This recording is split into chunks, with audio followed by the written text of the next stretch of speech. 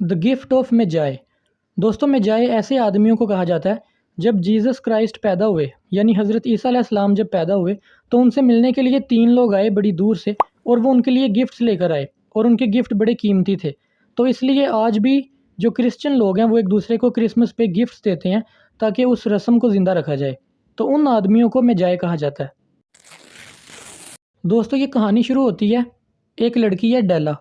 वो काफ़ी परेशान है क्योंकि उसके पास टोटल $1 और 87 सेंट्स हैं जो उसने एक एक करके बड़ी मुश्किल से जोड़े हैं। वो ये पैसे इसलिए जोड़ रही थी ताकि क्रिसमस के मौके पर वो अपने हस्बैंड को कोई गिफ्ट दे सके। अब कल का दिन क्रिसमस का दिन है और आज शाम को उसने अपने हस्बैंड को गिफ्ट देना है, लेकिन उसके पास पैसे ही नहीं है गिफ्ट खरीदने के लिए। तो वो बेड पर लेटती है और रोना शुरू कर देती है। दोस्तों, ये जो हस्बैंड वाइफ हैं जिम और डेला, इनको 2 चीज़ों पे बड़ा फ़ख्र है। पहली चीज़ ये कि जिम के पास एक सोने की घड़ी है और वो घड़ी उसके परदादा की थी और वो काफ़ी कीमती है। और दूसरी जो डेला के बाल हैं वो बहुत ज़्यादा घने हैं और बहुत लंबे हैं जो कि कीमती हैं। अगर वो अपने बालों को खुला छोड़ दे तो उसके बाल उसके घुटने से भी नीचे चले जाते हैं और ऐसे लगता है जैसे ये उसका कोई ड्रेस है। अगर एक मलिका इनके घर के आसपास कहीं रहती होती तो डेला जानबूझकर अपने बाल खोलकर धोती और सुखाती उसके सामने ताकि उस मलिका को पता चल सके कि उसके पास जितना भी सोना और ख़जाना है वो कुछ भी नहीं है, मेरे बाल उससे ज़्यादा कीमती हैं। और इसी तरह अगर कोई बादशाह उनके घर के आसपास रहता होता तो जेम्स बार बार अपनी घड़ी निकाल कर उस पर से वक्त देखता ताकि वो बादशाह को बता सके कि ये कितनी ज़्यादा कीमती है। अब डेला काफ़ी परेशान होती है। वो अपना पुराना सा कोट और हैट पहनती है और बाहर निकल जाती है। चलते चलते उसे एक बालों की दुकान नज़र आती है।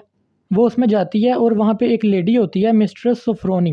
वो उन्हें कहती है कि मैंने अपने बाल बेचने हैं। तो मिस्ट्रेस सोफ्रोनी कहती हैं कि मुझे देखने दो कि तुम्हारे बाल किस तरह के हैं।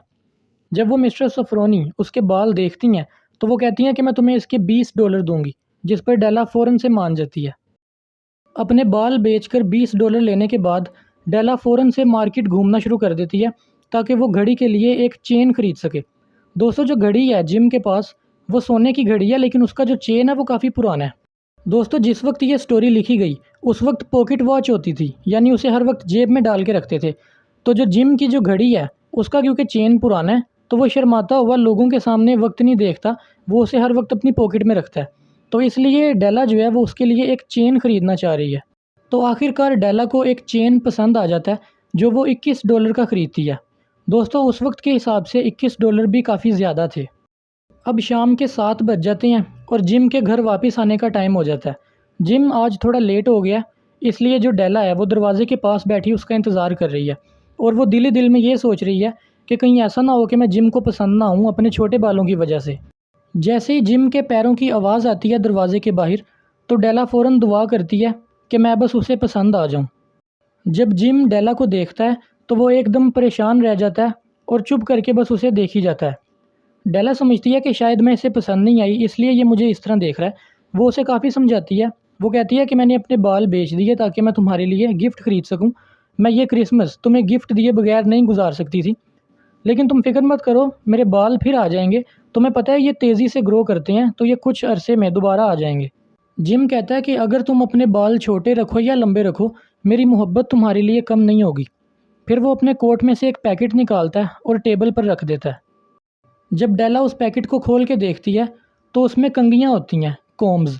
ये वो कंघियाँ थीं जो डेला हमेशा से ख़रीदना चाहती थी, लेकिन उसके पास पैसे नहीं थे होते ख़रीदने के लिए। ये बहुत कीमती थी, इनके ऊपर मोती वगैरह लगे थे जो डेला के बालों के लिए बिल्कुल परफेक्ट थीं। अब कंघियाँ तो डेला की हो चुकी थीं, लेकिन अब उसके बाल जा चुके थे।